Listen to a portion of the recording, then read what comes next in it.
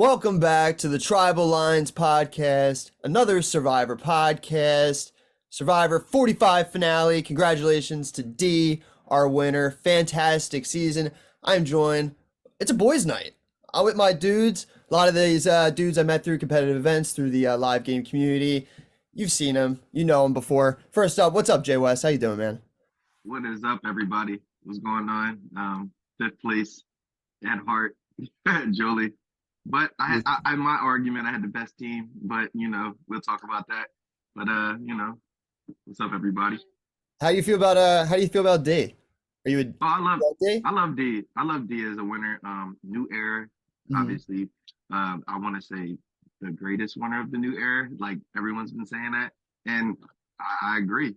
She played a dominant game. Maybe they showed too much of her edit, and we only see her, Mhm. the winning edit. But I don't know. I feel like she played a flawless game, so I enjoyed D as a winner. Nice. Word. Let's throw it over to my boy Govin. How you doing, Govin? Doing well, doing well. My contract with the podcast is still going strong, so here I am, despite just woken up, yeah. Well, Uh, congratulations. but yeah, as I said on the initial draft podcast, I wouldn't be first, I wouldn't be last, and I wasn't first, I wasn't last. So the Nice. strategy worked perfectly, and y'all can complain about that. Yeah, and the grenade is And not I will in the complain chat. about it. I will be complaining about it. Yeah. We'll send it over to I will call the best dressed, Mr. Jared Roth. How you doing, man? Thank you. Some stiff competition on this pod for that title. I I'm don't know doing about that. great. On the first time, I had such a great time here. I played a little bit of a contrarian role, got into some friendly bets and debates, particularly with my main man Govid down there on my bottom left. But I plan on playing that today as well. I do have some pushback on D being a winner, despite the fact that I did predict it in the draft. And I look forward to having some friendly debates over on this. I'm interested to hear. You are $140, I think, right? Richer, Yeah, which is insane. $140 richer. Jared Roth has won the podcast fantasy draft, drafting D. That's probably why he's so well dressed. Maybe. I mean, I don't know. I have something to say about having all three of mine in the final six and losing. That's Yeah, I like mean, I think if blowing a anyone has the 3-1 best lead. team, it's definitely not Jay West. It's Pat. At three people left in the final six. Can't pull it out. Can But it's I all. can I make can I make the argument on why I think my team was the best? Go ahead. Okay, so I had Caleb, right? He Yeah. played the legendary, shot in the dark. We all seen it. We all loved it, right? And then I had Kelly. What the hell, guys? Yeah. Like, come on, two legendary. And then I had Jolie, who played the idol correctly. So I had three iconic players who all made jury, who all had an impact on the season, Mhm. and arguably could play again. Not Jolie, but I think Jolie, had a she was in a power alliance. Mhm. So, I mean, she was gonna win, right? I mean, that's what the edit showed. I mean, she that's was what that definitely. showed. You had three power players. I'll say that. I mean, you didn't place the best, but you had three power Uh-huh. players that were all entertaining. Players that did do well. But Yeah. you didn't win, so it's all right. I was Maybe I was next year. kind of shocked with how people perceive Julie with the edit. Like everyone's like, "Oh, Julie's definitely not going to win. She has barely any edit." Like I don't know. I thought she had a decent edit. I was kind of She's great surprised. at it. I was surprised people were saying that she was barely in the edit. I thought she was pretty much like very heavily in the edit. I don't I know. think What do you with guys this think? new era of Survivor, you can't really go on edits anymore because Erica had hardly an edit and Yeah. Gabler had a very strange edit. So I just think you can't go by edits, anymore. And I like that because to me it makes it less predictable who's going to win, and that's more enjoyable as a viewer. I think they did a really good job editing it this season. I think the 90 minutes definitely helped a lot.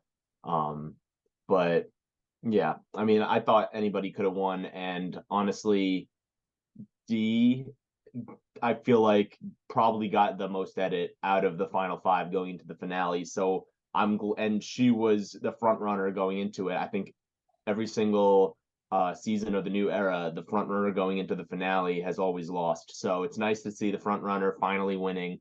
Um, and yeah, I thought that definitely made for a good winner, a good season, Mhm. good finale. Yeah, no, agreed. I think what I liked about this finale too is that I went in thinking, there's a case for each of the five. It's just which one is stronger, which one's gonna stick, like which combination of the three does it take for a certain somebody to win? I was a big Jake O'Kane guy. I think that the only combination for Jake to really have a shot in hell would have been if he had done, made the move at five that was successful, and then throws himself in fire and gets to sit next to Austin and Couture and is able to speak crazily out of his mind, and maybe I don't think it ever even goes his way, but I liked that at least the edit or the show is giving us like every one of these people has a fighting chance. Here's their story. Here's why. And I don't really think that I got that. Like in 41, like I didn't think there was a chance in hell that, Heather had a shot. I even saw it slipping away from Deshawn and even Erica. I didn't even think Erica was going to win. I thought it was Xander's game to lose. I And thought so too, and then he got 0 votes. That right. was So it really just showed that, we had five really, really strong power players left at the end that each, had a shot to win, some stronger than others, but that's what I really enjoyed about it. So excited to get into it. Where I Mhm. commend the editing on this season, which I think was really the big winner, because to me it's so frustrating watching a season. I think, oh, Xander, deserves, to win, and he gets 0 votes. And as a viewer, I'm like, well, how can that be? With Mhm. this season, there everything to me seemed to make sense with how, people voted. The only one I maybe didn't know was why Kendra voted Austin, but that's semantics, aside. We Mhm. understood the whole picture with this season, and I think Survivor has finally found the right formula when it comes to the new era. Mhm. And I think Bruce probably decided to vote for Austin. I mean, he was probably already leaning towards Austin in the beginning, but when D ended up telling him like, Bruce, you had an idol, right? And he's like, yeah. It's like, well, damn, Bruce, you should have played it. I think everyone thought that was a funny joke, but Bruce was probably like, fuck you, D. Well, one of Yeah, the I don't think he was ever voting for D Yeah. anyway. one of the motifs, from this season, for using that word, was guys versus girls. Mm. And we saw a lot of reward challenges where it's just, guys' night, girls' night. Um, and a very subtle thing I noticed was that all the girls voted for D, except for Kendra, who voted Austin, and all the guys voted Austin, um, with the exception of one. Can't remember which guy voted. Caleb voted for D.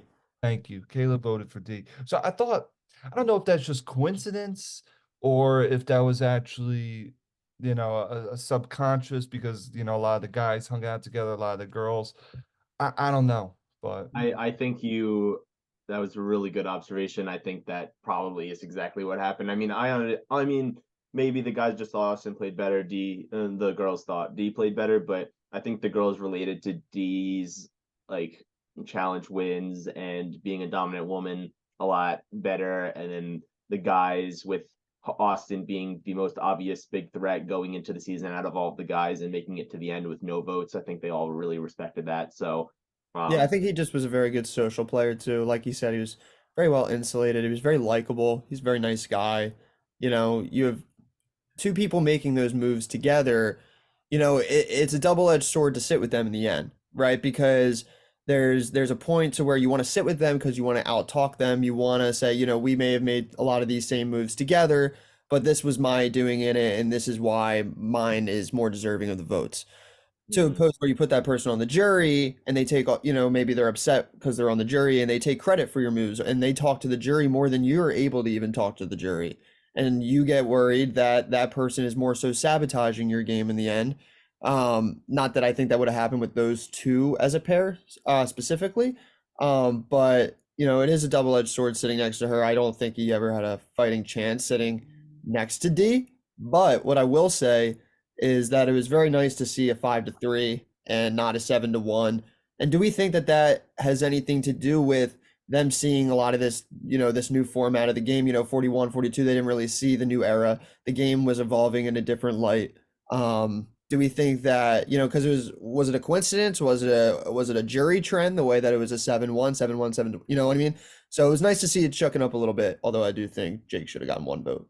That's I just, know. Caitlin should have voted for Jake. Well, the thing is, they saw they saw the entire new era up until the episode before Matt Blankenship getting voted out. So they did see most of the new era. Exactly. I think it just had to do with there were actually two good Mhm. players in the finals. That didn't fumble. It's like Mike That didn't and fumble, Marianne yeah. could have been a lot closer of a vote had Mike not Absolutely. fumbled. Yep. Right. 100%. So okay. Yeah. Cool. Can you explain to me how they missed out on the end of season 44? Because the end of season 44 was going into the like May, June like time, and that's when they start filming. Well, they don't film in the summer? Like They film 2 seasons per summer, one in the first half and one in the second half. got it. Yeah, so this was the first half season, I believe. I believe you've only started watching Survivor since COVID. Yeah. Like me. I don't want to derail the pod, but I am very excited to talk gameplay and like just my argument for to me this was like a cakewalk for D. Yeah. I mean, that was some of the worst gameplay I've ever seen. Yeah. I'm so pissed at Katura. I have so much I Katurah could say about sucks. Katura. It's ridiculous. I'm sorry, she has a great story, but like Awful game move. Oh, terrible. So stupid. Jake literally swore on his Nana, the most important thing to him in his life, and then was like, I can't trust Jake. Especially when, why would Jake be lying to her? I don't think Jake has a shot at all. He gets the vote. Time out. My Yeah, fault. yeah. Desperation is like a bad cologne, right? We all know that. And Jake was desperate as hell the whole game. And I wouldn't want to trust that. Couture was flip-floppy throughout the whole game. I'm not a big Couture fan either, but I wouldn't want to vote with Jake that round. If he was all the way organic with his plan, maybe still, maybe not. Shit, I would have finessed and got his ass voted out by playing the idol on me. Who knows? But at the end of the day, he wasn't all the way open with his plan. He said he wanted to see her reaction in front of the jury. That's what he wanted, that initial reaction, so he can get some type of that was his big move. That wasn't big enough to me. I think it's too late. No, if it worked, it would have been a pretty big move. I mean, Jolie's move was bigger. One could argue her idol play. Everyone's like, where did she get that idol? Well, but Jake, my God, she saved herself. Jake would have been beaten Julie in fire. No, he would have probably beat Julie. He struggled the whole time. We don't know. And then they even said Julie was the one making fire after Bruce. So Reba was running that island. It was a cakewalk for D. But at the end of the day, I don't think that one move for Jake was going to do anything. If he wanted to make a move on D, that was the time. Yeah, but I think it could have helped his chances to beat Austin or to beat Katura in the end, because I feel like all of them with this big move by Jake, and then let's say Jake takes out Julie in fire after winning immunity and taking off the necklace, all that, then I feel like the Austin Katura Jake would have been a lot closer than people may think. And I think Jake could have possibly gotten the votes because a lot of people respected him trying to always make moves, and for him to keep not giving up and then finally make 2 big moves, final 5, final 4, I think he would have had a good case. Well, my boy didn't work out for me. So I just say that desperation is a bad cologne. No wonder Jay West is a ladies' man right there. But to me, the person that should be the most upset is Austin, because if they get out D there and Austin has no blood on his hands for that move, then it's a final 4. And first of all, I think it's a good chance Austin may win that immunity challenge with no D. But secondly, you got to take out Julie. Julie, I think, is a bigger threat than Austin in that situation. So as long as Julie isn't in the final 3, Austin wins. Austin beats Jake and Couture, I Mm. think, pretty handily. Yeah. So he really was the one that really got shafted with. Yeah, I guess you're right, because he would have had D's vote, he would have had Drew's vote. Uh, Probably would have had Bruce's vote, but I don't know. Maybe Bruce would have voted for Jake, and then maybe Kendra's vote. So yeah, that would have been 4 right there. So who knows? It depended on the speeches, especially with him sitting next to 2 lawyers in the end. But I think Austin had 2 guaranteed votes of D and Drew, no matter what, going into that, regardless of what speeches Couture and Jake gave. If all Yeah. of those plans worked. And one other thing, why is Jake saying that he has an idol? Yeah. I think that was a really smart move. Everyone thinks that's such a terrible move. I think he was able to even get a possibility of pulling off this move by saying that if not, he would have went home. Everyone wanted to target Jake. He wanted to make sure that nobody was putting votes on him so that he could play it on someone else. So he told Austin. Now, necessarily, I don't know if he was 100% certain that Austin would go tell D, but he probably had a good idea because he saw that they were really close. So Austin telling D, and then maybe D telling Julie. Now everyone and then he tells Katura. Everyone knows about the idol pretty much. Word's gonna spread, so no one's gonna want to put it on Jake because he knows Jake's gonna play it on himself. And now that gives Jake the opportunity to choose from the other 3 who that he wants to play it on to make sure that his target goes home. I agree. It's a sexy move if he pulls it off, but to me, Occam's razor, keep it simple, right? Or whatever the saying Yeah. is. Throw it on yourself and vote D. Yeah, exactly. I Yeah. mean, if no one knows about the idol and you know votes are coming to you, I mean, let's not complicate this. Well, I don't know if Yeah. he knew votes were coming to him. I feel like he would have still played it on Katura, maybe, and or played it on Julie or D or whoever it was, and then he would have went home because 100% Julie, D, and probably Austin, but maybe not Austin, but definitely Julie and D would have voted for Jake, and Jake Well, would have went home if I he think didn't that move. I think that move can work with more than 5 people in the game. I think to where it was spread too thin. Similar. When we play, these silly Survivor games, like when I had the idol play it for a certain someone dressed all fancy smanchy over here. You know, I had one. I only had one person that had known, but I had all these people. Like I had more context and more people allowing me to know where the vote was going, to where you have very minimal people to really know where the vote's going. If you want to pull off playing it for somebody else, you have to be like quadruple sure, because you play it for someone else and then the votes are on you. It's like the worst. That's the worst case scenario, right? And that's what he didn't want happening, and that's where you saw like when he gets hyped that the first vote's Katura, then he gets like that oh shit when it says Oh, Jake. that was so funny. Because I think that would have. I thought when it said Jake, I thought it was gonna just land on him, and I was like, that would have been so poetic to his whole edit, It would have. That would have been so funny. And Yeah. he would have taken it like a good sport. So Yeah, but when you have more people in the game, you have an easier way to kind of know where the vote's going to go, especially if people don't know that you have a certain something. So if he would have kept that a secret, just play it on yourself, dude, especially when you don't know where the votes are going to go. Like that vote was so weird. It was like what? 1-1-1-1-2. Like it yeah, it was 2-1-1-1. Yeah. That was a wild final 5 vote. I don't want to drag this, but I know for a fact that how much currency does have playing it for Jake for himself? Because he was at the bottom the whole game. He was out of the votes most of the time. So even if he saved himself there, how much will the jury respect that? I don't think it's about saving That's a good himself. I point. think it's about getting the main target out. And that's a one way to assure it. Because if he doesn't have the coalition, he doesn't have the votes, he doesn't have the social capital to make it happen, well, he just made the decision single-handedly by himself. Okay, I so say he don't tell anyone about the idol, right? And he has the idol. He's playing it for himself, and he's voting D. Katura, we seen her change her mind and say she still does that. D isn't getting voted out then. Mhm. I think Katura's going. Uh-huh. Uh-huh. So They only voted Katura because they thought Jake had the idol.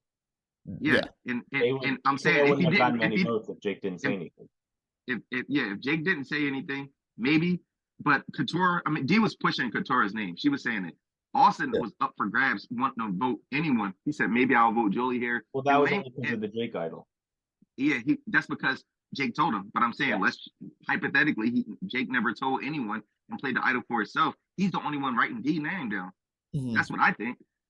I mean, we all don't know. You still think Austin would have got some Yeah. votes, or I don't Yeah, know, like what do you think Katura would have done in that situation? Like when everyone just seems like it's gonna be Jake, like she would have followed the herd. Like that's what my argument with Katora is. Like she don't never know. I mean, she was playing survival to survive just to get to the end, but she wasn't playing a winning game. And she was always like, just Yeah. going with the majority. And Jake's argument was like, that isn't let's make a move. Let's play survivor here. That was his pitch to her. But she never was down. She just wanted to make it to the next round. And at the end of the game, you really do have to make some moves, but she wasn't willing. So I think it showed how her game was. She just changed her mind. She was like, "Oh, I might be getting some votes. I heard Jolie's name, so I'm gonna vote Jolie here." Well, here's what I think would actually happen. If I think the only reason D became a target was because of the idol getting shared and everyone knowing that there was an idol involved. Because then that allowed Katura to start to strategize with Jake about getting D out because she knew he had the idol. I think that if nobody knew about the idol, Jake would not have been convinced by Katura to want to vote to want to vote D, because at the time he really wanted to vote Julie. And then Austin probably would have came around on voting Julie, and then Katura would have either voted for Jake or voted for Julie. I think it would have been between those two, and Julie probably would have went home regardless. Because the only reason Jake wanted to vote D was because Katura convinced him. I don't think Katura would have tried to convince him, knowing that they weren't going to have the votes, because nobody in Reba wanted to vote for D. Well, that being said, a wild vote, but I want to talk about a little bit before that vote with the advantage. They're on the new beach. I hate the fucking new beach at the final five. It's the most stupid shit ever. I think it's so dumb. If I'm at the final five and Jeff's like, "Yo, you're starting over," like it's the final push. Like I understand they want it to be like as taxing as possible, but I'm like, it's already like taxing as shit. It's like it doesn't add anything entertainment wise to me, at least on television. Like it doesn't really like do anything for me. And it just like seems like just like an unnecessary waste of space. Just You let 'em know what figure we it out. don't get because of it, which is one of the reasons I don't like it. The, A the lot. reason we don't have people burning down their shelter is because they have to go to a new beach. If they had to stay on the same beach, probably before they went to tribal, they'd burn down their shelter. That was a classic thing in Survivor. I kind of miss that. So I mean, it's not that big of a deal for like 2 days having to be on a new beach. Just keep them on the same beach. Let them live on that beach for the entire game. Yeah. But my boy Jake wins the advantage. He wins the advantage by remembering Survivor winter seasons. That's something I would do. That is like my kind of that's like my memory. Like that's the kind of way that I would operate. That is a cool thing to see. I don't know. I thought that was funny. Yeah, I thought that was a smart strategy. I also thought the D Austin strategy was smart, but terribly executed. Like they had two people counting, and checking in like, oh, what number did you guys get? And they still got the number wrong with two people trying to help each other. Mm-hmm. Pretty bad because they tried multiple times. Right. But yeah, Jake's advantage for his hustle for accuracy. He's got has the sandbags and two of the furthest baskets, revealing two of his numbers for the combination lock. Jeff's, it's not a big advantage, but we see that him forgetting the keys ends up being his downfall, and he becomes just short of immunity. I feel like that is his slogan, just coming up short. And the Relatable block, to the puzzle piece he others. missed. What's that? The puzzle piece he missed. Yeah, too. Just Uh, a lot of issues there, man. It sucks. Hey, you guys don't think that Survivor did that on purpose, where it's like Bamboo, 23 or 25 were in, it based off Denise, or, Coconuts, Gabler. Like no, that that was was just Jake. Jake. That was Jake. Just, yeah, Jake, right? Okay. that's Just just Jake being Jake.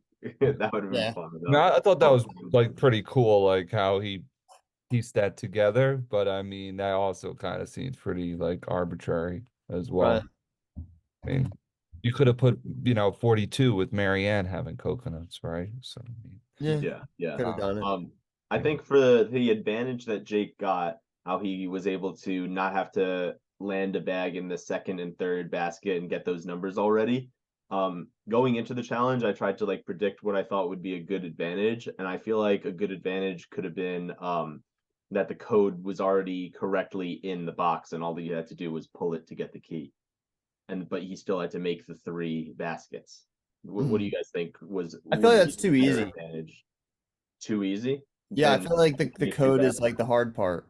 Like you don't want to like take away like the hardest part of the challenge. no, But I thought the the code will making the only take like baskets was the a hardest minute and part. a half, probably.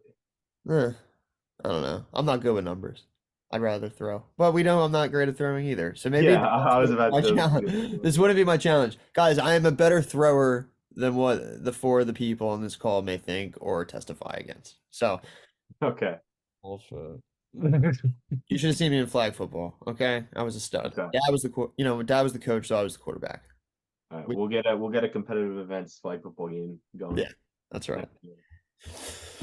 But yeah, I mean, good challenge. Not for me, but it was a good challenge. Austin, who wins that? Austin? Austin, and he did the Michelle kick. Yeah, So that was classic. If badass. he didn't do it, I would have felt like something was missing. Yeah. I guess I how many times have they done that challenge? Is it Michelle like only the person? Is it that she won it twice? Is that why it's such a big deal or something? Or They've done it 3 times, and both previous winners were Michelle. Yeah. Okay, well, good for Austin. Good for him. Yeah. And he decides to take Jake to the sanctuary where good things happen for a steak dinner. Mm. And I thought it was really funny, the whole him showing the confessional of, I took Jake because he's most likely to spill his secrets to me. And then it goes straight to like, do you think Julie's looking for the idols? Like, I bet she is, but she's not gonna find it. And then like shows it's also like what at first I was like, why would you tell Austin that? It's so stupid. When I realized the reasoning behind it, I understood, but I was like, I thought it was going to be held from everyone. I didn't think anybody was going to know about it. Mm-hmm. Yeah, I mean, Govind, are you telling people about your idols these days? Especially, This has been a great podcast to listen to. Y'all have some great takes. yeah, I want to hear from my boy. I know, happy to join in. So if I had a very similar reaction when I first heard Jake tell Austin. I was like, oh shit, what the fuck is this guy doing? And then when I saw his confessional where he's like, oh, now people are going to like not see me playing this on somebody else coming. I was like, oh, but maybe he has a point. It would come down to how desperate I was to make a big move. If I felt like my chances with the jury were waning, then I would maybe pursue a similar path as Jake. Just hopefully have a little bit more trust built up with the other people who are like necessary parts of making that move. Yeah. But I think the good rule of thumb is keep it closer to the vest. I'm never good at doing that though. I always try to use it as a bartering chip with a close ally, at least let 1 or 2 people know that I have something. And then it's also a good way of knowing whether or not they have your back because information tends to go around very quickly. And if you hear it from somebody else that you have an idol, then don't trust this person. Right, and that's Jake's whole game. He had no one had his back, and which that's the thing that fascinates me most about his game and him just entirely as a player is he was so captivating, and we saw that, and people really adored him and really liked him, and it translated out there. But no one really wanted to like work with him. He was always on the bottom. He was always fighting for his life, and I wonder what that is. Is it just coming from Belo? Like if he was on Reba instead of maybe Drew, like is it different, right? Like is it just where, because I feel like, and I was saying this to someone earlier, like I was kind of shocked that Bruce didn't maybe throw him a vote, especially if he wasn't that close with the other 2. I don't know what his relationship was with the other 2, but they wanted him out too. It's like Austin and D wanted Bruce out. Jake was like the only one who really like showed interest of really working with Bruce, like, and really making it like a thing. And Bruce just never had his back either. So I kind of just wonder where that comes from and why that is, because he's so likable. I think a bit of it maybe comes from we saw Drew throw him a bone, and then he really bit the hand that fed him, It's true. as far as that's concerned. So if that's any indication of how Jake managed other relationships, Mhm. uh, I think that that's something that could be considered. But at least from our end, he seems like a very lovable guy. Right. I guess Yeah. that's hard to compete with when you're against two very otherwise like kind and caring and lovable people as well, right? If you're there against Drew and other people who it seems like the jury weren't too favorable between, I think Jake sweeps a jury with like Drew and Bruce as the people he's next to. Mhm. What was Yeah. the And moment where I Jake think put his hand at Drew? What was that moment? Was that during Final Tribal or was that just before? yeah, I think that's what you're talking about, Goben, right? Final I'm Tribal. talking about when they had that like blow up on the beach, where Oh, like Thank you. Jake was like trying to flip the things on Drew because he thought Drew was flipping things on him, whereas Drew was the main person going to bat for Jake. Yeah. and I feel like Jake, he is and could have been a great Survivor player. I think he was dealt a bad hand with some of the switch ups and his move against Julie when it was the double. So I think Reba just was able to have such a tight relationship that they were never going to break up. So and then they were able to, like Austin and Drew were able to bring in Emily from the tribe swap, and then D was able and Julie were able to bring in Katura from the double elimination. So at that point, they had majority, and they were just trying to get out all of the people on Bello without telling them who exactly was going home or and stuff like that. Trying to get them out one by one by one, whoever was the biggest threat to their game, and they just didn't see Jake as that big of a threat, and Mhm. that's why he kept getting left out of vote after vote after vote because he was already on the bottom because the two people that were brought into the Reba Alliance, Emily and Katura, just weren't Jake. And Jake could went voted against Julie, so at that point Reba didn't really want to work with him that closely. So that I think that's why he was constantly on the bottom, constantly not able to make moves and not able to uh Get his point. solidify any trust because he was just always put on the bottom from the start because he wasn't one of the one person pulled in from each duo in Reba. Yeah. I mean, there's a lot of reasons for it too. I would think outside of that even. But in a failed attempt by Jake and a strange vote at the final five, we lose Katora in what is a what like a 2-1-1-1, I and she's predicted it was gone. going to be 2-1-1-1. Or Julie, we lose Julie. Julie, yeah. Yeah, I said Katora. We I, lose I Julie. predicted it was going to be 2-1-1-1. I just thought the two was going to be on D and not Julie. Yeah, I mean that would have been the bigger move because I mean although D steamrolled the competition, I say had like a Kim Spradlin type game, like just had everyone around under around her finger, had every authority over everything, knew everything that was going on, had control, had power, was dominant, physical threat, just checks every box. I personally think that she's a top 10 winner in the show history. Um, could be a wild take, but I just think if we watch this season back and really just know that she is the winner and you really pay close attention to her pure dominance in every facet of the game, she wasn't, there's a lot of dominant winners that have played with really, really non-survivor intelligent people or just non-intelligent people overall. There's a lot of game bots on this cast. There's a lot of strong power players on this cast, and she was able to maneuver and make some of them look really silly. So I I think find it she's the so winner. interesting you compare D to Kim because to me the two most dominant wins in Survivor history have been Boston Rob season 22 Redemption Island, and Uh-huh. then Kim's with One World. And a lot of people give flack to Rob and even Kim to a little bit because of the competition of the cast. Mhm. A lot of people complain about Rob's season where it was basically gifted, to him. Yeah. So to me, and that's my complaint with D because when you got gameplay like Jake and you got gameplay like Couture and you got gameplay like Austin, with this devoted seven, literally spilling the beans to D. You got all this horrible gameplay, and yet we're praising D as a top 10 winner, as the most dominant, a very dominant win. Um, it's almost like these two forces, you Mhm. know. Well, think about it in a sense of like, her character, her persona, her aura out there is her presence is the reason why he spilled the beans. Yeah, I mean, It's yes, I'll that's give you her that. social play. That's her strategy. That was her captivating over him. And I know that Austin is into D in a different way that he'd be into another ally, right? I'm sure he doesn't Like look at Drew true, the same way that he looks at D. true, Maybe, you never true. know. But it could be, she has, you meet those people sometimes and they have that way of, you just want to be on their side, you want to be on their team. And I think Dee did a good job of using that to her advantage and managing her threat level to where she was able to put shields in front of her, know when to get rid of them at the right time and keep the right people around. And that it's hard to do in this fast game, in this new game where everyone wants to make a big move.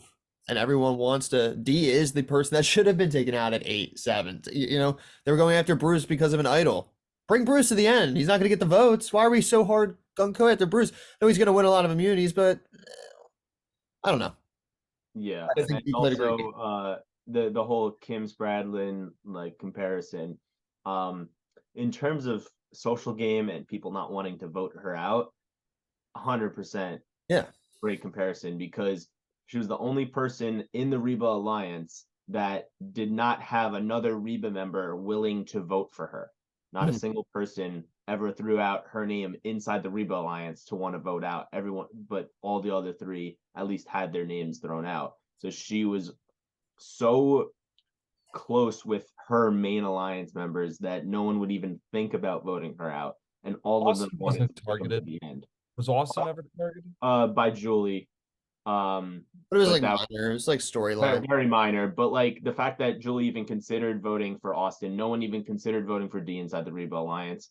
And whenever someone outside the Reba Alliance tried, not a single person wanted to. But whenever they tried to vote out, let's say Drew, um, or tried to vote out Julie, people were open to it. So I think that just shows how well insulated D was, not only in Reba, but with I'm the gonna other people, even when she was being thrown out as a threat multiple rounds in the merge. I'm gonna take a controversial stance and come to the aid of my long-term enemy, Jared Roth here. I agree. I think D is getting a little bit too much praise. I think D played an amazing game. Don't get me wrong, but I think it's much more on par with, let's say, Earl Cole in Fiji than it is in terms of like Rob and Kim Spradlin from One World. Like when you look at Earl was much more likable than everyone else he made it to the end with, in addition to those who were part of his core ally. He won on terms of having like very strong charisma. The way in which he went about his moves were decisive, yet still with a bit of tact that people could respect at the end. He didn't have like a love interest or anything in the season, so that's where that comparison It kind of was falls dreams. apart. I guess sure. Dreams and him had their thing going. If anything, I'd like to think it was Yaman and Dreams, and then Dreams kind of That's just off the relationship that's prematurely. true. But yeah, I think Earl, great winner. I would have loved to have him at Winners at War as Me well, and too. I I love like Earl. these similarly for D. But it's the same way that when I think about, let's say, a future all winner season, I don't see Earl like dominating in a future all winner season. The same way I don't see D dominating in an all winner season. Now Mhm. you can make the argument that we saw Kim and Rob get absolutely fucked in an all winner season, and maybe they don't dominate either. But I'm not like fearing D if I see an all winners cast the same way I'm fearing Kim or Rob. I Gary think Gabler. the Earl Cole comparison is so spot on. I Yeah, I think, do like that yeah, comparison. I will say. I only Oh, think, I added value. yeah, I only think that the D comparison to Kim Spradlin in terms of how she was so well socially insulated and nobody even thought about wanting to vote her out, even when her name was thrown out. But Mhm. in terms of like overall gameplay, I think she did play a lot like Earl Cole. But in terms of like her being at Winners at War, yeah, I wouldn't necessarily be scared of her like, oh, we need to get her out early. She's going to be a huge threat. But I do think she would place extremely well in a Winners at War season because of her gameplay being so well at being socially insulated, being Mhm. good at challenge performance. So nobody's gonna want to get rid of her early, even if they want to get rid of a girl for challenge performance. And then later on in the game, she'll be good at immunity challenge, but also won't be targeted as an immunity threat because there's probably other threats at Winners at War that they go after. So I think Dee could do well in Winners at War, but I wouldn't necessarily be Completely agree. I scared of her. completely agree with that. She would do well just because she's not as big of a threat as, some of the aforementioned people. But to me, I don't think it was Dee's social ability that got her out of some of those votes because she was constantly targeted throughout the merge. I believe it was more the ineptitude of Bello and really Bruce and just him being Bruce, derailing that complete alliance, which really ultimately did in Jake and that whole Bello alliance. The fact that they wanted to basically eat themselves at really kept D alive. And then the rest of it was just some horrible gameplay like the Katora situation and other like that. I think D's a great winner. She absolutely made the right moves. But to me, it's a lot of just the poor gameplay around her that really boosts her credit, in my opinion. And I Yeah. also wonder what might have happened. I think it was final 10, right when they had the auction. So Bruce lost his vote. Obviously there was so much going on with Bello that who knows if all of them would have voted together, but there was a 5-against-5 if Bruce had their vote. And Kelly said that she, after her interview when she got voted out, that if Bruce had her vote, then they would have tried to get out of Reba. But because Bruce didn't have the vote, it was survival mode because they knew that Reba had the numbers no matter what. But if Bruce had the vote, I think it could have been an interesting tribal, maybe a 5-5 tie in trying to get Emily to switch over. Because they know they would have been, the Reba would have had the majority if they didn't try that. And then maybe go after Bruce the next round. Yeah, that would have been tough. So that would have made the game crazy. And yeah, Stop taking votes, Jeff. Stop making people lose votes. I want to. Yeah, seriously. Like I Your vote understand is your maybe one or value two in the game. tribals, but like, come on. Yeah, and your vote is the most important thing in the game. But while we're on the topic of winners, and while we're on the topic of new era, do we think that D is the best winner in the new era? I You do. think I don't so? think she's top 10 overall, but I think Huh. she's the best new era for sure. Can I give you guys my ranking and give me a thumbs up, thumbs down, or interject? All right. I would love to hear a ranking. All Let's right. And if you go. guys have rankings too, we'll go at it for a little bit. So I'm going with D, Marianne, Jam, Gabler, Erica. I'm very similar, but switch Marianne and Jam Jam. Okay. Thumbs down, Jay West. Thumbs down, Govan. I'm giving a thumbs up to Stephen and Pat, surprisingly. Yeah, I want to hear Jay West and Govan. Yeah, Jay let's West, hear you want to tell them why they're wrong first, or should I? it. You can Go for it. first. All you, buddy. Okay. I'll give you guys D. D's mine, and then I would go. I would say Erica or Jam Jam is in second. Erica? Yeah, and Gambler has to be at the bottom. He has to be. Like for me personally, I like Gabler, but I Gabler should didn't be think 3 over Jam Jam, maybe. I don't know. Gabler should be like number Jam, 1 for his Jam, appearances on this pod. Jam Jam went into jury with 3 of his tri mates and got all the way to the end with his threat level. That was flawless, and he wasn't even winning comps. So I'm giving Jam Jam his flowers. Erica was the first Canadian winner. I mean, one could argue, yeah, that's good. Is But that a Wait, so big where's over Jam Jam? no, in the it's game? not Oh really my a big God, the thing. Canadians! Fuck. So far, are you D, Jam, Marianne, Marianne? D. Marianne. I got Erica. I'm gonna say Jam Jam, then Erica, and then Mike, then Gabler. That's Oh, mine. you got the same one as Steve then. D, Marianne, Jam Jam. Jam Jam, Gabe. So you have the same one as Pat, except switching Gabler and Erica. All right. And it's Okay. not the same. Okay. Govan coming in off the top Just row. said exactly the same too. So first and foremost, I think there's a strong conversation to be had here as to if Jam Jam or D is the best winner of the modern era, I think that everybody's overlooking the absolute masterful game that Jam Jam just finished playing. Well, finished playing at this point is probably like 2 years since they played or something. But yeah, I think they're very close. I do give the edge to D, but I have Jam Jam right underneath. Then I think it becomes a very interesting conversation, and you can have your decisions as to where everybody falls. I am going to say Gabler next, just not by virtue of the edit. I think the edit does Gabler extremely dirty, but everything you hear from like the postseason conversations, made that be Cody, Jesse, other members of his core group that were privy to the moves he was making, it seems like a lot of the edit gave credit to Cody and Jesse, whereas a lot of what he did seemed to be like extremely strong social maneuvering that was on par with some of the better Survivor winners that we've seen in the vein of like social prowess. So I give a lot of credit to Gabler in that respect.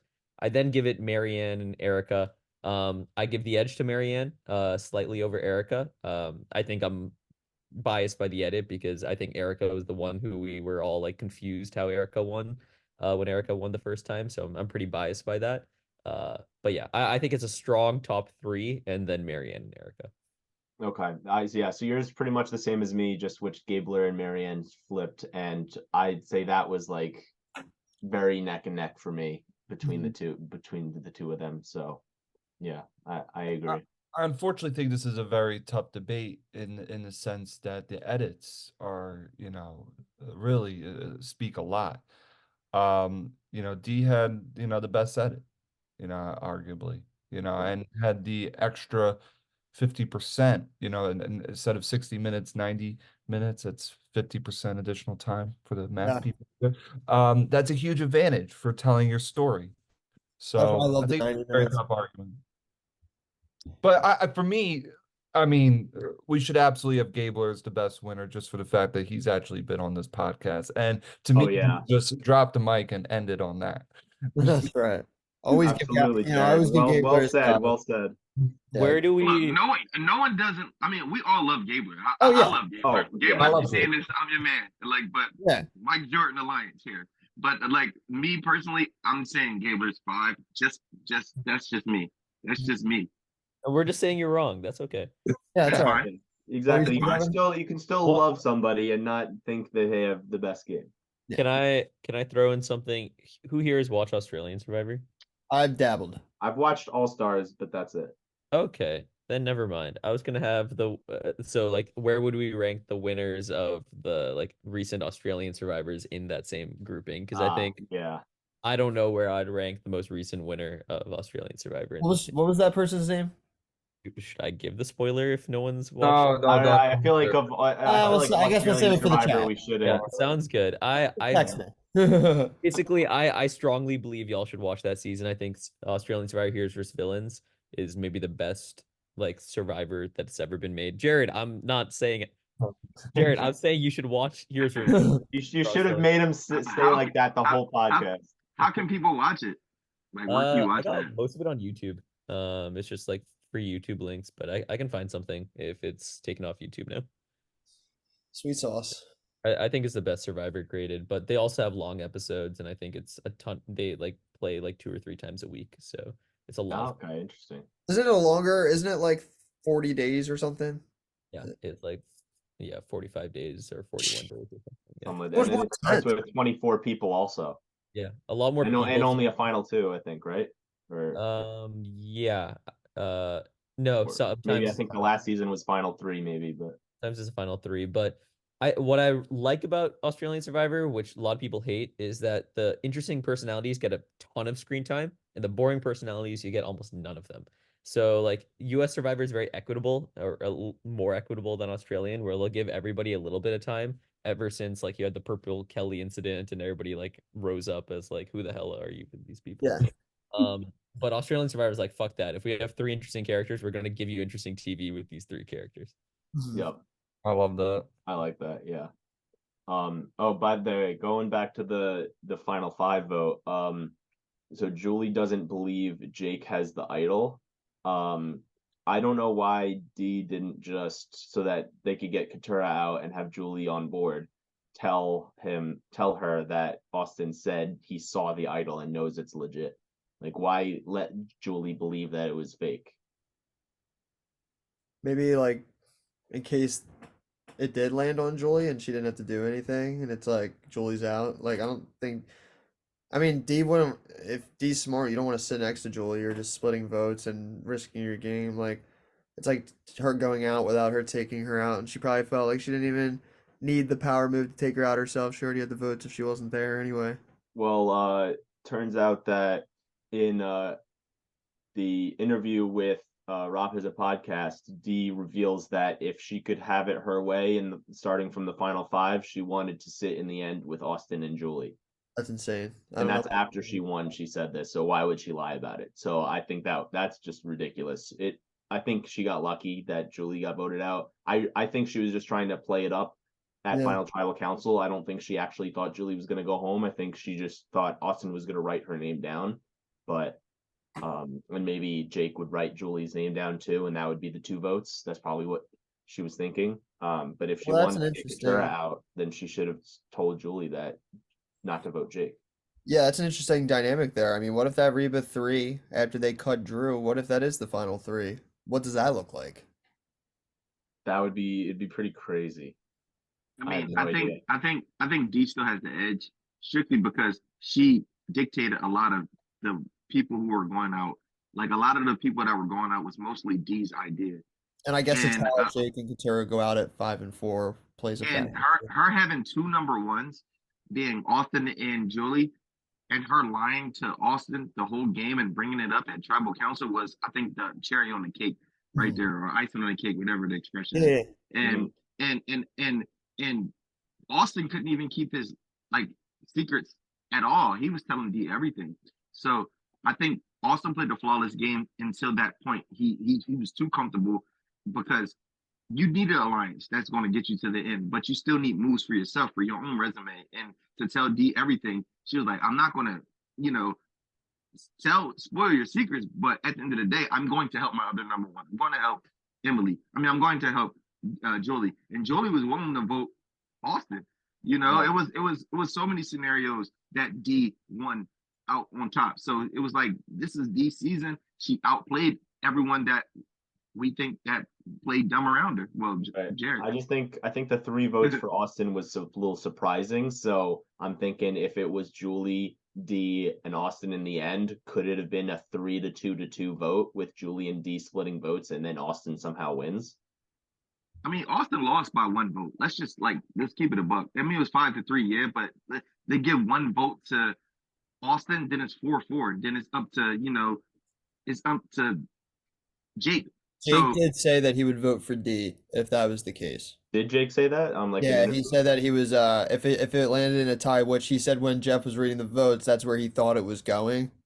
He thought it was going to be a tie, and he said that he was ready to vote for D, and it would have been a no-brainer for him. What, did he say that in like a Rob Has a Podcast interview? I think it was like an Entertainment Weekly link Okay. I saw, and I like read like a Dalton Ross article or something. Okay, cool. I Um, wish in the after show Jeff asked that. Like I was waiting Jake for set him it to up so possibly easy. ask that because it was close, and it could have been the case. All it took, is for one more person to vote Austin, and it's a Ghost Island 4-4. situation there. So, Mhm. but yeah, I mean, D pulling it out. Or another Pat Johnson, Emily Paddock situation. Yeah. Thanks, Jay West. Thanks, Govin. So yeah, at Final Five Tribal, Jake with his Tony impression. Hey, can you validate this for me, Jeff? Yeah, I didn't like that. You didn't like that? I like that. No. Tony's my Usually I favorite like player that of all shit. time. So Usually I like that shit, but it just didn't land for me. It didn't land. Like some things land. Like everyone hated the 44 Danny, the De Niro impression. I loved it. I thought that was I hilarious. loved it. Because I thought it was accurate and that it was spot on. Yeah. Like the impression's gotta be like spot on, and it just wasn't. Love you, Jake. Theater guy. I thought you were gonna I thought you were gonna nail it, but Yeah, I think it was less so the way he said it. I think he still tried to say it in his Boston accent. I think it's just Yeah. like the saying he just wanted to say. yeah. Yeah. You validate this for me. And Katurah was so shocked when Jake said, "I'm gonna play this on Katura." Like she was like so excited, but at the same time, she was like, "Damn, I should have voted D It's like because I just now I fucked know up. Jake. I could have trusted Jake." That's what was probably was going through her mind right there. Yeah, and I always think about, that would have been an interesting thing there with Couture in the final three. I think I don't think that she gets the votes from anywhere, but I would have been interested to hear what kind of pitch that she did have for the jury. Yeah, Yeah. if Katura made it and D didn't, I think Julie could have possibly wanted to vote for Katura, uh, just because of her reaction at the final four when Katura was saying that D thought she was such a big threat and like made so many moves that people didn't see. Julie was nodding, and then Emily had a disgusted face on her, so she definitely wouldn't have voted for Katura. She probably didn't think Katura was much of a threat. Yeah. But what I loved was the whole going from Final Five to Final Four to the after show with or no, from Final Five to Final Four to when she was about to get voted off, Katura, with Julie saying to Katura, "You should go to law school," and then Jake saying, "You're gonna be such a great lawyer." Um, and then her saying like, "By the way, guys, I am a lawyer," and then everyone went nuts. I knew that was going to be a good moment. I was excited to watch that, and so Jake's reaction obviously was the best. His reactions to everything are the best. Can I get an opinion in the chat here?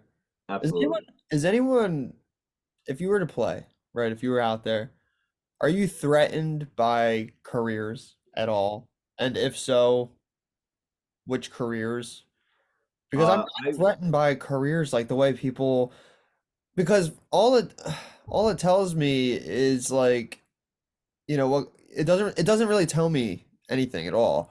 I mean, if you're a lawyer, I know that you're smart, you're calculated, you're whatever, but like Jay kind of proves that like not every lawyer is the same lawyer, the same archetype, right? Like so it's like I try to not lean too much into the careers as like a characteristics because I'm like a relationship guy. Like I want to really just get to know people for outside, outside of like the profession, like more so like within like who are you as an individual and right. then your profession is like a part of who you are whether you share that or not on the island. But I'm not really like intimidated per se by like certain uh Yeah, professions. I think for me it would be like in early in the game, I wouldn't care that much, like targeting someone like first or second because of a certain occupation. But like maybe later down in the game, I would be nervous about occupations where you're known for your public speaking. Mhm. That is what I would be scared at. Not if you're smart, because I feel everyone's smart in their own ways. Um, I think it would be if you can speak well, because sometimes you could have the worst game at Final Tribal, but if you speak better than the person with the better game, you could get the votes. A lot of Yeah. times it switches up at Final Tribal Council when you think going into it someone's gonna win and someone outdoes Final Tribal. So I feel like any occupation that like focuses on public speaking like lawyers um, would be intimidating Mm. later in the game. I don't know. I think I think I don't think I would be too worried, except if a person was I want to say therapist, uh, someone that has something that deal with people's like mind, like some Sure. type of job like that. Other than that, like Survivor is a different beast. I feel like everyone is going to eventually show themselves, even therapists. So game is on for everyone. And Mhm. I feel like, yeah, you have to know how to speak at the end, but at the end of the day, you're talking to your peers. You're not talking to Twitter. You're not talking to the world at that time. You're talking to the people who just played the game with you, who understands, the player who you are. You just have to articulate your moves correctly. And I feel like anyone could win. It's just like you just got to be a passionate player. I believe passion over like because I'm a huge Jeremy fan, and Jeremy Collins, and I think that he won his season with passion and strategic prize and physical. Like he was a great player to me, but his Is final tribal council, like his passion speech was great, and it shows like if you bring passion to a game that you love, you can win. Yeah, beautifully said, Jay West. I mean, I've said it on the first ever Tribal Alliance pod before I even knew Steve. my first ever podcast with my friend Allison Moore, that Jeremy Collins is my favorite winner of all time. And that still stands. I think Jeremy put like, and he might have not played like, I think he played a strong game. People will say that he played like a top probably 10 game as well. But it's not even like that he played the best game. He's just my favorite winner. Like he's my favorite person to win the game. And I think you're right. You know, anybody can win. It's like I'm more intimidated just by what I see as, you know, my perception, right? Rather than a definitive profession, right? It's like I know you're this, I know you're that, but it's like who are you out here and how are you connecting to this group around me? Um, and I think there's something to be said about that too. Like I've said it on the pod before, like I'm much more afraid of if I was afraid of profession, I'm much more afraid of the school teacher than like the lawyer, right? The ability to just connect with people, especially in this fast, relentless paced game, this relationship based game. It is a social game more than anything, especially now. Um, and I think like the ability to connect with people is like the strongest thing to have out there. And I think the strongest person to do so is ultimately the one that's probably going to win. And that's what happened this season. The person that was the best at building connections, you know, Austin insulated himself well, but D just did a little bit better. And D was able to pull it out. And that's why I think we're going to be talking about D for a while. And I think we'll see her again on our screen. So fun times for D. But let's get into the Final Four challenge because has anyone ever broken a challenge? I know, right? That was so funny. I I can't felt believe you so did that. bad That for was so Jake. funny. Like I he love pretty it. much I love reached it. his breaking point, but like that was so crazy that somebody actually broke a Like challenge. what? It's like, oh, Yeah. damn. Jeff, what? He's just like stepping on it. Like he's just like he's Yeah, just he's like, I'm stomping trying to on go it. fast. Yeah, he's like, oh my goodness. I was like belly laughing. I was cracking up. It was great. I think just like he was so close to, you know, to winning 5, and then at 4 he was doing pretty well until he just was out of the challenge, just like lost. Yeah. D ends up winning. Did we ever think that she was going to take that necklace off? Absolutely not. No, definitely not. And I think once she won that, I was like, oh, like I don't even have to watch the rest. I know D's the winner of Survivor 45. Like I knew it right after that. Yeah. They fucked up not getting her out at final 5. Yeah. So let's touch on that Final Four strategy about, you know, D, you know, does win final immunity. You know, the decision to bring Austin was that, you know, we find out it really didn't matter what she did. She was probably gonna get the votes. I don't Austin beating Katura maybe could have swayed somebody. Maybe I don't know. I But don't think I so. think I don't really think people are really looking at fire like that anymore, especially when it's like if you're like I feel like fire is only like valid in like different like in the way that the chips were falling here. I don't think that fire would have made any type of difference to I whereas think other if seasons if it two can play a factor maybe. if two I mean, people are like I close, then maybe if they're like yeah. close to getting like if the vote's gonna be close, maybe fire gives you that extra edge. But like for example, Jake winning, it didn't matter. But like if somebody else who was like really close to possibly winning like won fire, like I think that also gave them the edge. Like possibly Dom and Wendell. The fact that Wendell won, and Dom tried to get him out, that could have been a 5-3 vote maybe, and ended up being 4-4, or it could have been a 6-4 vote and it ended up being 5-5. Like who knows? But What were you saying, Jay West? I mean, I'm in the middle with the fire thing, really. I think that fire, like say for instance, you're D and you cutting your closest ally at that point, and then he does lose fire, and the jury sees that, and it shows that you're not like you gave up like a loyal ally, and I mean yeah you might get that one vote, but everyone's going to show that like you showing a different part of yourself at the end game, and yeah, and for Austin's standpoint, if he was to get fired, that's 3 wins versus her 3 comp wins, and it's 3-3 now. And it's like that does hold some weight now because he was only 1 win behind her. He had a lot of moves. I think that she didn't. I mean, she knows about, but I'm pretty sure he presented to the jury. We only seen what we seen, but he had a vote when he told everyone he didn't. He helped Reba more than enough. So I think Austin was that would have helped him a lot if he would have won fire. And me personally, but I don't think fire does a lot for a lot of people. But it depends who you put in fire. Well, I'm just trying to look at I'm trying to look at where the votes went, and then I'm trying to see of the people that voted for D and of the people that voted for Austin. If Austin ends up making fire instead, like I who, think the only person who could possibly like vote who for Austin wavers is there? Caleb. Maybe Caleb. Maybe. I think Okay. Kelly's no matter what D. It Yep. doesn't matter what happens. Julie's D. Julie is D no matter what. Katura is D no matter what, I think. And then who are the other two? Emily is D no matter what, I think. She might. I don't think for that move. I don't think. I don't think been for the fire it would have difference changed maker their for Emily mind. voting for Austin, but I think there's a world where if things go differently, she might vote for Austin. But Yeah, I don't think it's because of fire. yeah, exactly. Yeah.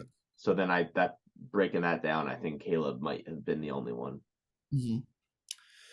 So we eventually get to the fire making challenge. We've seen a lot of it. Do we like the fire making challenge? Do we want the normal vote back? Is there another way to do it? It's so hard at the end when you're at 4 and you got to go to 3, and it's like, because then it's like you give the biggest threat to win absolutely no shot if they don't clutch up and win final immunity if there's no fire.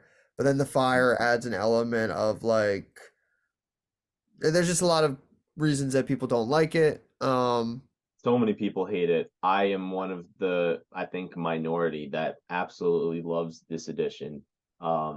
Because it gives once you make the final four, it gives the person who would be the obvious final four vote out a chance to make it to the end, which I love.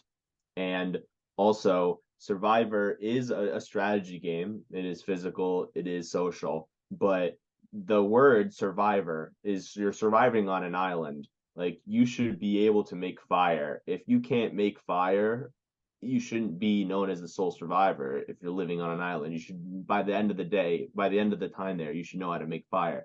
You should know you're about to go on Survivor. You should probably practice fire. Like, if somebody's bad at fire, like that's kind of like the out play portion, like the challenges and the living on the island. So I don't know. I kind of like that it's fire specifically, and I like how it gives the biggest threat a chance to make it to the end rather than being an obvious 3-1 vote. Yeah. Especially if they're bad at immunity challenges. Like, for example, Jesse. Like, there was no chance Jesse was going to win Final Four immunity. So if you're the biggest threat at the Final Four, you're screwed. Yeah, So it's at like least that your gave only him a shot. shot. Yeah, that's why Jeff loves it, because it gives all of his big threats, the people that he wants to win, like a shot to. I mean, that's Yeah. why. I mean, I'm not a big, conspiracy theorist, but I'm a big Survivor Reddit guy, and I've been, down the webs of that, and it's like, was it brought in to try to get Ben the win, right? Like, that's something that people think, like, was it a way to take Devin out so that Ben, so that Ben could, any of the three out, so that Ben could find a way in the end and have that great story with all those idols and his great military background. Do I believe that necessarily? Maybe it's just a coincidence, probably. But I am with you, Steve, because I Millennials Gen X was one of the first seasons I watched, because I wasn't, I was a COVID watcher, so I kind of just watched what was available. I looked at themes that seemed interesting when I knew nothing about the show. So watched Kagian first, and then I went to Millennials Gen X second. So I watch it, and when David Wright's voted out, I am so mad. I'm like angry. I'm like, I've never, like, that was like the first, I was I watched Kagian first. I was rooting for, Tony, like, whatever. But like, I was really like, David Wright was like the first person I was a fan, right? So I was a fan of David Wright. He gets voted out because he's the clear threat to win the game. And I just remember thinking to myself, I wish there was a way to like have like a safety net here, or like, I wish like it wasn't a vote here. Like, I wish there was a way to do so. And then I turn on, it was David versus Goliath. And then I'm like, oh, like, there's a Final Four fire making, right? And I'm like, this is so much better. It gives a chance for those at the end, because immunity, it's one thing, it's a physical part of your game, right? So for those strategic and social masterminds that maneuver the game without winning immunities, like someone like myself, I mean, I've won a Final Four. That's like the only immunity that I've won, but I suck at challenges. I hate the challenges. I've said it in a confessional before. Like, the challenges are something I just have to get through in order to play the game that I like to play, right? So it gives another opportunity with the fire, and it also with the person that wins immunity, it gives them a lot of power, but it's also a big decision that can really just cause so many different outcomes, whatever way you write it up or chalk it up. So, we see that Dee ends up bringing her closest ally. She respects Jake's decision to go into fire, but I think that Jake was always going into fire, and I think she kind of just played into it, maybe as a jury vote, that like if he were to lose fire somehow to Katurah, even though we kind of knew that Katurah wasn't going to win fire, just because the edit just showed that she just had no confidence in building the fire. Jake's story all day has been about this like little wins, and I'm like, he's gonna win fire just to get no votes. Like, this is like an Owen Knight moment. I know Owen didn't make fire, but like it's kind of like a very similar story there. But yeah, and then so Jake I wins feel the so bad for Jake. Like his confessional is getting towards the end of the game, and his convo with Dee asking him like to please make fire. Can I at least show that I did something in this game when pleading my case to the jury? Like, he cried so much in this finale, and I honestly I almost shed a tear. Like I was really feeling for him, like because I love Jake so much, and I just felt so bad. Mhm. Well, I'm glad that he got the win. He said it was like the best moment of his life, winning. What I thought was funny is after he won, he went over to the fire and put his hands up like he was heating up his hands. I thought that was pretty funny.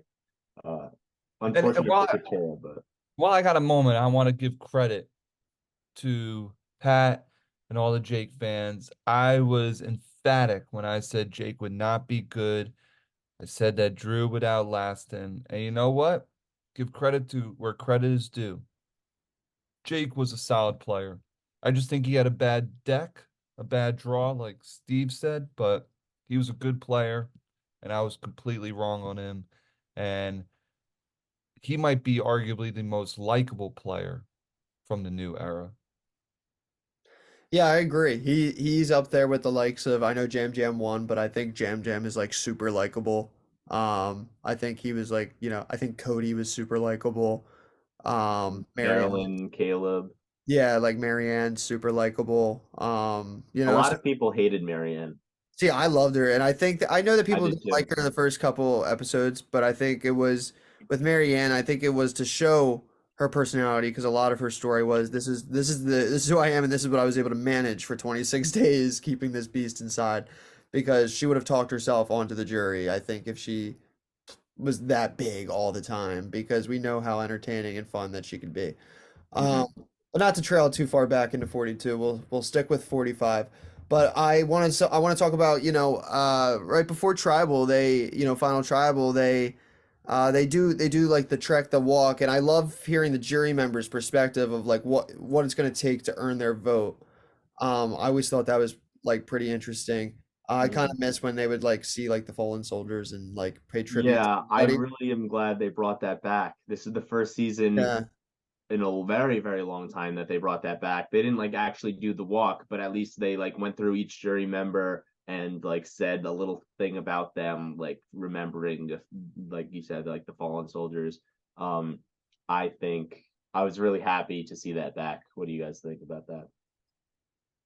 Oh, I I love thought it. it was genius.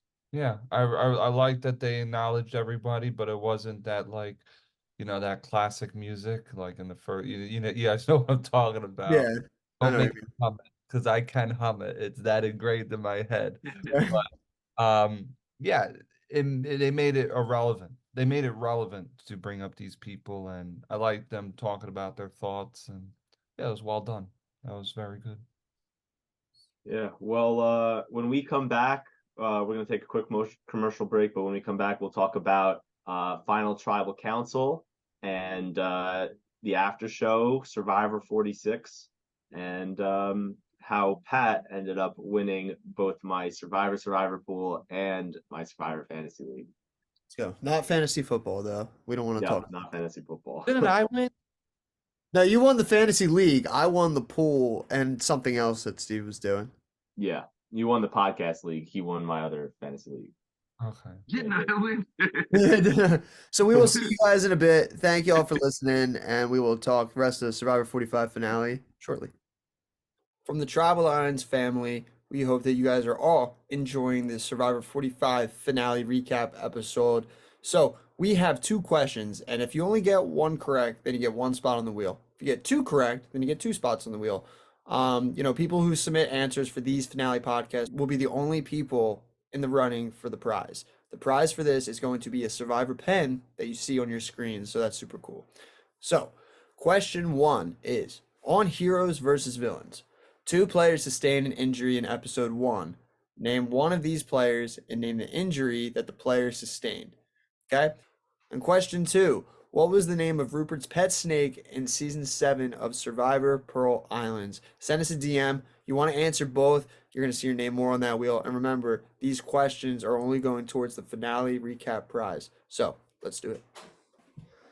Welcome back to the Tribal Alliance podcast. We are going to finish this podcast, talk a little bit about Final Tribal, talk about what our winner had to say, what her opponents had to say.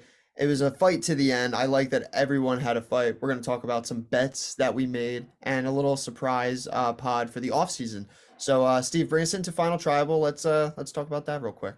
All right. So something I noticed that I thought was a little interesting was this was the first time since season 34 where they stopped doing the outwit, outplay, and outlast final tribal God. council. They just made it one big discussion.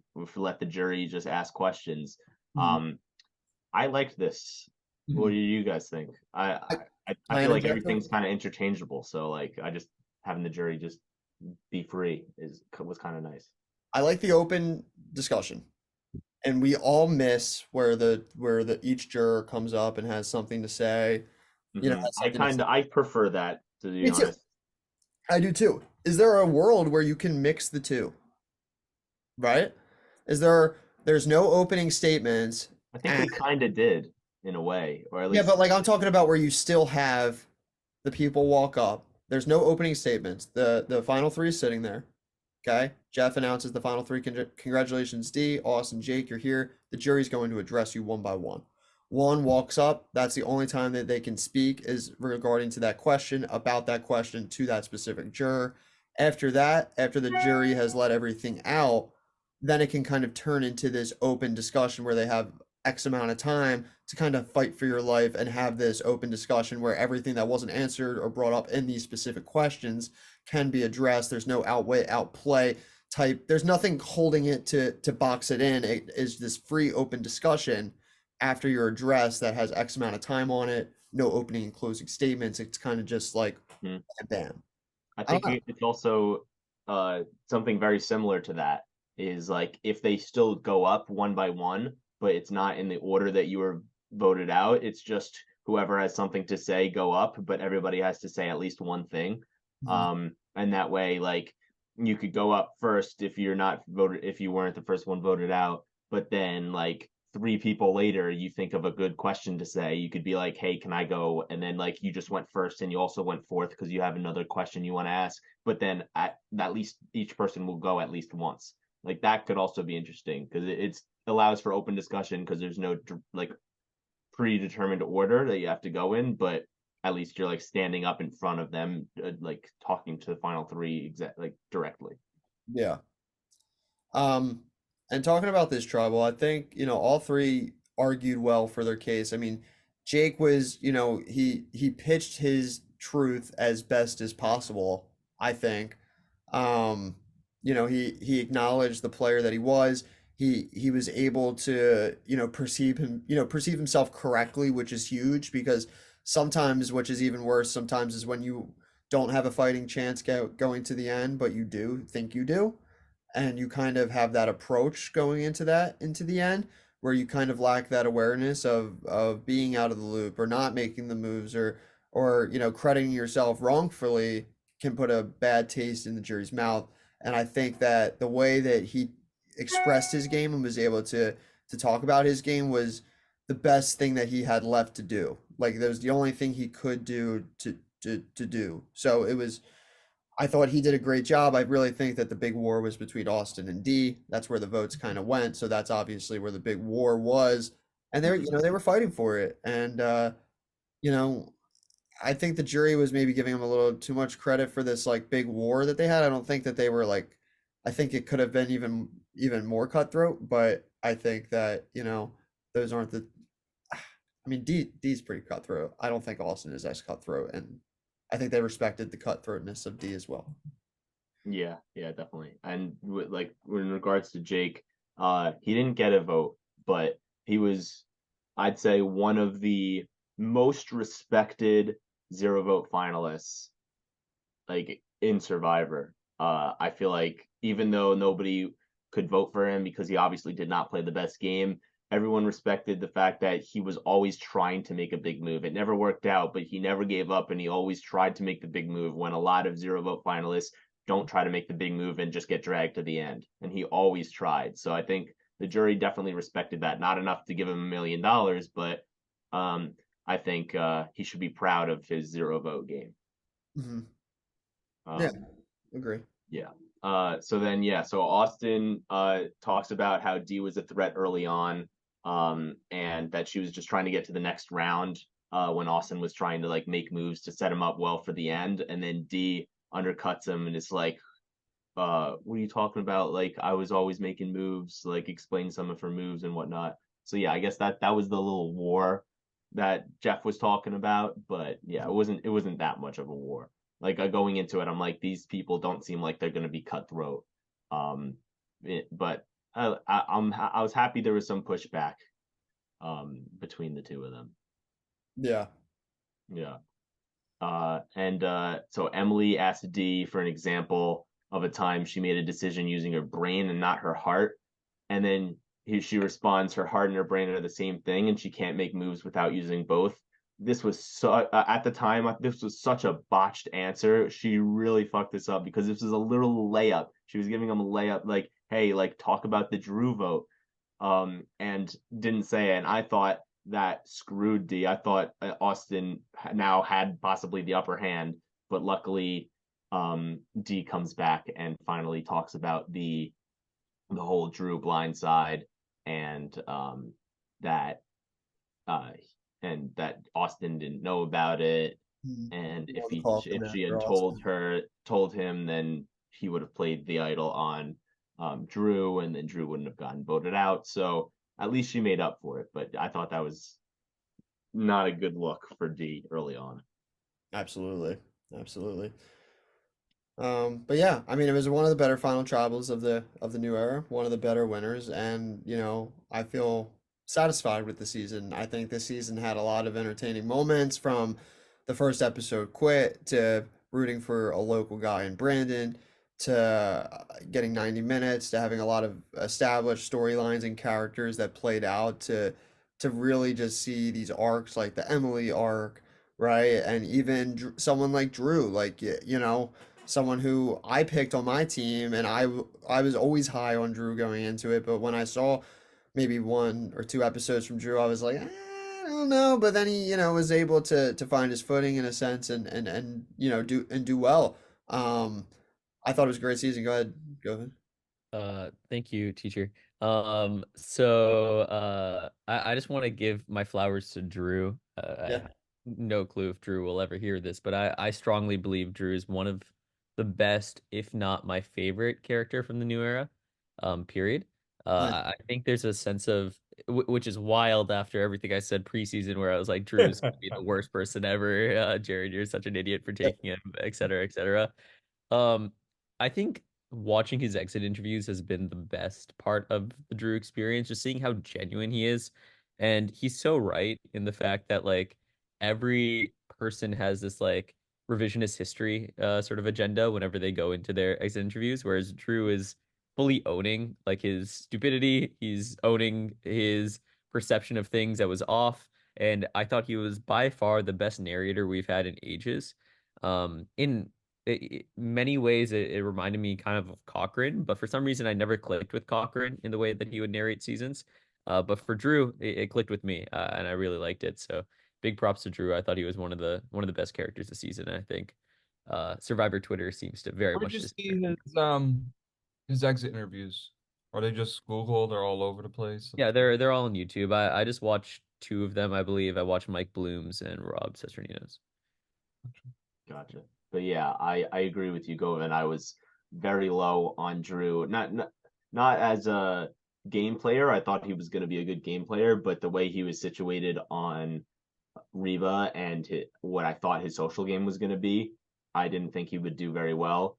But I really wanted to root for him, and he started doing amazing. He was definitely my favorite player of the season besides Jake. The entire way through. I love the way he narrates. I love the way he thinks about the game very analytically, especially in his confessionals, the way he explains his strategy very analytically. Like those types of players you don't see very often, and those are the kinds of players that I enjoy watching. So I was very satisfied with Drew, the way he gave his confessionals, the way he thought about the game. Mhm. A lot of fun to watch. Yeah, Yeah, what were you saying? no, I just said I predicted it and I called it, and I knew Drew was going to be awesome. Yeah, I was, man. I was gonna say I actually enjoyed Drew. I called it too. I'm gonna hop on that bandwagon as well. That's why I laughed. But since we talking favorites this season, I'm gonna say Emily was my favorite this season. Yeah, I she's loved Emily through and through. I just enjoyed her watching her play, watching her grow, watching her strategize, and watching her, maneuver by herself. Sometimes, figuring it out. So I enjoyed Emily. Yeah, Um, speaking of Emily, very full circle moment where she started off the game saying to Bruce, "Can I push back on that?" And then her last jury question, she started how do you off push with, back on "Can I that? push back on that?" Uh, that was great. And she was trying to prompt D kind of, but she was asking about her vote and that Austin shouldn't have told D, and that's why Emily went home. And then Austin's like, "Oh well, D never told Julie, so like Julie found out another way." And then D's like, "Actually, Austin, I didn't tell you." And you could see Austin's face like so shocked, like that he had no idea. And I think that went really well with the jury. And I think that specifically helped solidify, if they weren't 100% solidified on voting for D, the people who voted D, I think were solidified by then. Nice. Yeah, I agree. Well, we got some betting to talk about real quickly before we end the pod. We got just a couple more things for you all. Steve, we talked about some bets. We made some bets, some questionable ones. Some worked out, some did not for some others. What do you got here? Okay. So our first bet was Jared now has to pay Govind $20 for Sifu making it further than Brando. That was incredibly heartbreaking for me. First of all, I completed that transaction. That he did. Very much, but that was incredibly heartbreaking because it was pretty clear that Sifu was on the bottom of Reba from the get-go, and that tribe just kept winning and winning, and then Brando really got swap screwed because he was in great position on Yeah. the original Bello being in the swing vote with Kelly. So that's just a classic example of swap screw and why it's so important to win challenges. But a bet's a bet. I tip my cap to Govan. Good job. I just think Jared wasn't as good as predicting how wonderfully Sifu would be playing this game. I think Sifu will go down as, if not the best player on the season, but one of the best players. And I fully commend him, and I thank him for his role in getting me $20. Let's Mhm. go. I also want to just go away from the bets real quick and talk about the fantasy league. I knew going into that draft, Govind would not have the grenade, but there was no chance in hell he would win, and that's why I thought his strategy was so bad. And look at how well his players did. We got Sean the quitter, we got Sifu, just And Sifu, do I have the fucking and grenade? then Bruce. That was his team. Yeah, and I didn't get. I was like kicking myself for so long when it looked like Emily had like the insane winners at it. And I Yeah, was oh my God, I got Emily by holy default, and and it looked like she could have possibly won me the season. That was Yeah. wild. No, for real. I was really stressed about that, but Yeah. I came in I with called one it. not getting I, the grenade. Go for I it, said Jake. No, go ahead. Well, basically, I was just saying Emily was. I met Emily a week prior before us doing the pod with I think with Pat, and I just felt the vibe. I liked Emily a lot, and I'm like, yo, if she giving me what she giving me here, on the island, and she wasn't, the first episode she was an asshole, but I'm like, yo, like there's no way she goes here, and she almost did if it wasn't for Hannah. So I enjoyed Emily, like I knew for a fact that she was in it for the long haul. Like that whole Lulu tribe, like we talk about tribe swap or tribe fuck, but like look at the whole Lulu tribe. They all could have, made it far if they were all on separate tribes. Like they had Sabaya, they had Caleb, they had, Brandon.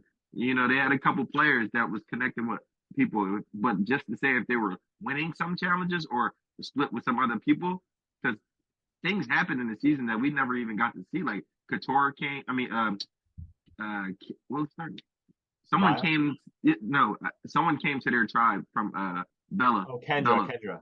Yeah, Kendra. Yeah, Kendra. Kendra came over and actually placed a vote on someone. So it was like she got to connect with Emily. It was like things that we didn't see that played a part. So I enjoyed the Lulu tribe. I enjoyed the season, and I like the players that I liked. Yeah, and then and Madison got the grenade with Hannah. That was unfortunate. A quit. Nobody expected Hannah to be the first out. And then Jared won our podcast fantasy league, winning $140. He picked D with his second round pick, the 9th pick of the draft. And there we go. So going back to the bets. So we got the next one, both Steven and Govind have to pay $10 to Jared for saying that Drew wouldn't make the merge, but Drew did make the merge. Got you, Basile. There we go. You still owe me $10 on that, Lupa. Yeah, I do. But then the next bet, Jared owes Steven, Govind, Madison, and Pat a round of drinks because let's see, it was that Jake made it further than Drew. Yep. I owe all Wow. these people drinks. Yeah, you Yeah, do. you were so confident you bet all of us. Anybody who thought that you were wrong, you would buy us a round of drinks. A question for the peanut gallery on this. And who did I owe again? Everyone other than you and Jay West. All right. So respect. Pat, Govind, Hey, Wes, I'll myself, still and get you a Madison. drink because that's what the 140 is for. But That'll was be this what the more 140 was this for. more like you guys betting on Jake or like you We guys bet on Jake to do better than Drew, and like we thought Jake would do well, and then you were like, "No, I bet Drew does better than Jake," and then we were like, "Nah." because to me, where I'm coming from is I was that confident on Drew and that, sure that Jake was not going to do well. Were you guys making that bet more so because of your belief in Jake or your belief that Drew would suck? Oh Probably no, my belief in Jake. Also, my belief that you would be wrong. Like it's all the I above. think I was doing it mainly because I thought Drew wouldn't do well, but at the same time, like I knew Jake would make it far because I had a feeling with all of his pregame confessionals and like the promos and stuff. Gotcha. All right, so espresso martinis. Espresso martinis. There we go. Yeah. All right. So Pat, you have an announcement? Yeah. So we are going inward to the off season. We're gonna miss some Survivor, but we have Survivor 46 to get excited about. So let's just say, what if Survivor 47 was second chances too?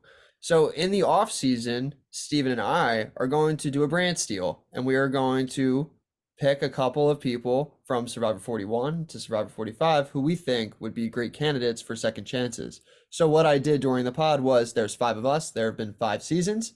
So I've assigned everyone a season randomly, and you are going to just take a minute to pick 2 women and 2 men that you could see on second chances too. And you guys can join us for the future pod when Steven and I podcast it and we run a brand steal and see what would happen if this was the cast if we were to do a sim. So I will tell each of you your seasons and then I'll edit it out. We'll take a minute to think about it and then I'll just piece it back in when everyone thinks about what they have. Jared, you have season 41. Of course, I get that. 2 men, 2 women. Steve, you have 42. Okay. I have 43. Govan has 44. Jay West has 45. So we officially have made our picks, and we are going to have in the off season the first season of Brand Steel Survivor Tribal Lines Editions, Second Chances 2. A lot of words there.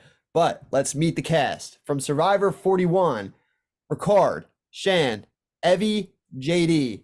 From Survivor 42, Omer, Tori, Swathi, Zach. From Survivor 43, Owen, Cody, Justine, Ellie. From Survivor 44, Danny, Matthew, Maddie, Helen. And from Survivor 45, Emily, Kelly, Jake, and Caleb, who is going to take home the $1 million prize of Tribal Lines Brand Steel Survivor Second Chances 2. Who do we think? Who's our winner pick? Helen. I'm going with Caleb. Caleb? Caleb. Oh, that's a good one. I'm going with Justine. Damn it, I was gonna say that too. You picked the 2 cybersecurity salespeople and Caleb. Oh, give me Evie. I don't know. Evie? Evie. What about you, Jay West? Who's your winner pick? Damn, see, I don't know.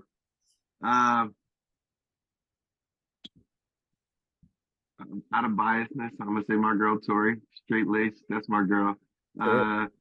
And damn. This is tough. All right. I'll go Caleb too. I like Caleb, man. I think he can maneuver through anybody he play with, and I think he is a competitor. He's a comp beast. So yeah, maybe I that's that. think Maddie could do well too. Hell yeah. He's also another winner pick of mine. Well, it's a I like simulation. They all do Maddie. well. We'll see. We'll see Yeah, how who it goes. I think it'll be fun. So if you guys want to tune in during the off season, we'll make an announcement when that comes out. We will run that, and we will kind of talk about and break down all the game moves that happen in the simulation, and kind of just have a fantasy day of what we would make the cast of Second Chances based off of who we'd want to see out there. And gentlemen, thank you for joining the pod. And you guys are more than welcome to hop on that Brand Steel pod as well, and see how your players do. So yeah, any last words, Steve? Anything you want to say before we get on out of here?